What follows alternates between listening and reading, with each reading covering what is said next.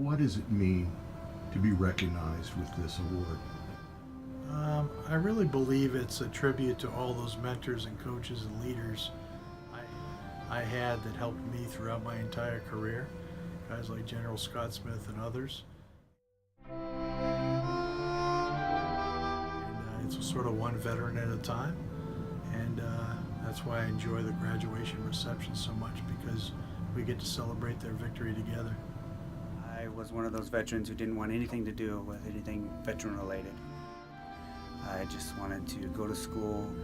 Once I graduated my community college and transferred here to come back home, the second person I met on this campus was Bryant. He took me in his office, and within a few minutes I knew that choosing to come to UNLV was the best choice I've probably made in my life.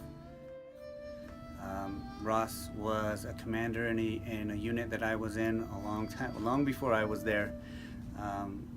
So we had that connection, but also he was Army.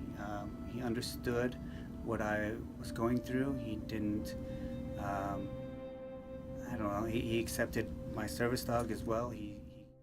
For me, the most important thing is that he has a very open door policy, and he's really interested in being on the ground in the weeds, like with the rest of the students, and he doesn't separate himself from us. He's very accessible, and I think that's part of what makes being a student veteran here at UNLV make it feel like a family. So I was in the Army from 1979 to 2005. I was initially enlisted 5 years. I had some great mentors and coaches who had me get out of the Army and go to ROTC, and I got commissioned in '87. I then went on. I was in Europe when the wall came down. Desert Storm, Desert Shield, I was loading tanks in Europe. I did not participate in Desert Storm. I was stationed in Germany. When the wall came down in the middle of the night in the countryside outside of the town of Hof, we pulled everybody off of the wall.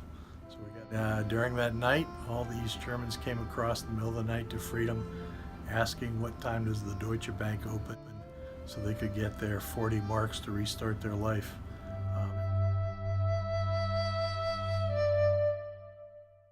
We've asked every veteran to put a yellow pin for their hometown and a colored pin by their service of all the places they've been stationed or deployed overseas. And on the international map, you can see the garden spots people have been hanging out at. And at the time, he was homeless. He had long hair and a beard. And we met him in July, and he told me, look, I'm a combat Marine and I'm dealing with a traumatic brain injury. And we were able to assist him, get him into school, get his GI Bill started, get him moved from a homeless shelter closer to the school.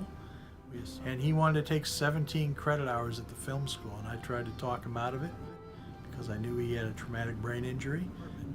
He refused to drop his classes because he knew he had some paranoia and he wanted to be busy from sunup to sundown. And he did very well. And after his first semester, he pulled down a 3.68 GPA on the dean's list, and he went back to see his family and his kids from Kansas City, not as a homeless Marine, but as a Marine scholar who's on the dean's list.